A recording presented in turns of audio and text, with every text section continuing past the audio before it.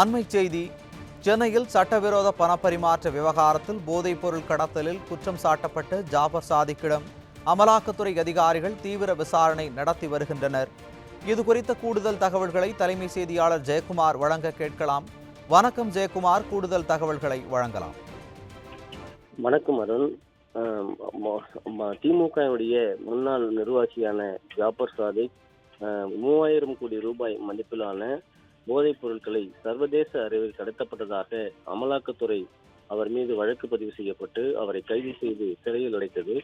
மீண்டும் அவர் ஜாமீனில் வெளியே வந்திருக்கிறார். இந்த நிலையில் 3 நாள் தற்போது நீதிமன்ற காவலில் அவரை எடுத்திருக்கிறார்கள் அமலாக்கத்துறையினர். நேற்றைய தினம் ஆவடி பகுதியில் இருக்கக்கூடிய அவரை சார்ந்த உறவினர்கள், அதே போன்று பூந்தமல்லி அருகே திருவேற்காடு பகுதியில் இருக்கக்கூடிய ஜாபர் சாதிக்கு சொந்தமான இடங்கள் என சோதனை நடத்தப்பட்டது. குறிப்பாக ஜாபர் சாதிக் வெளிநாடுகளுக்கு பணம் அனுப்பப்பட்டதாக பல்வேறு தகவல்கள் கிடைக்கப்பட்டிருக்கிறது. குறிப்பாக ஜாபர் சாதிக்கினுடைய கூட்டாளிகளாக இருக்கக்கூடிய ஜோசப் ஸ்டாலின், ஜாஃபர் ஆகியோரிடம் கல்கத்தா, ஒடிசா ஆகிய பகுதிகளுக்கு அழைத்து சென்று, அதாவது பல்வேறு மாநிலங்களில் இந்த போதைப் பொருள் எப்படி கொண்டு செல்லப்பட்டது, அதே போன்று சர்வதேச அளவில் இவர்கள் இருக்கக்கூடிய தொடர்புகள் என்னென்ன என்பது குறித்து அமலாக்கத்துறை அதிகாரிகள் தீவிர விசாரணை மேற்கொண்டிருக்கிறார்கள்.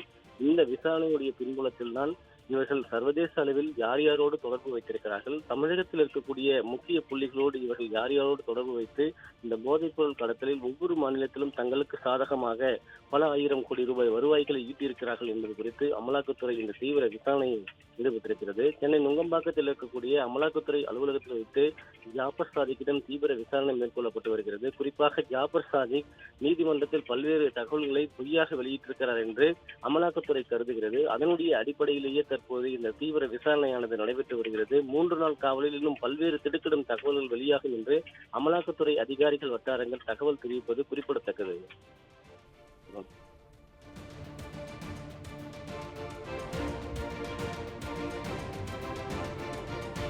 கூடுதல் தகவல்களுக்கு நன்றி ஜெயக்குமார்.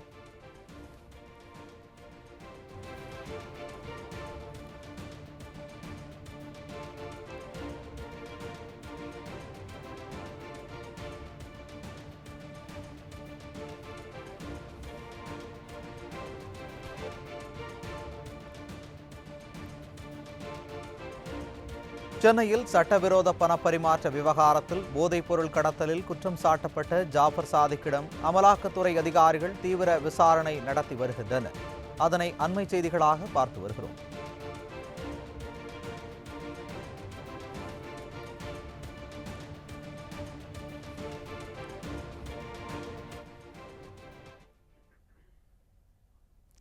செய்திகளை தொடர்ந்து பார்க்கலாம் சிறிய விளம்பர இடைவேளைக்கு பிறகு.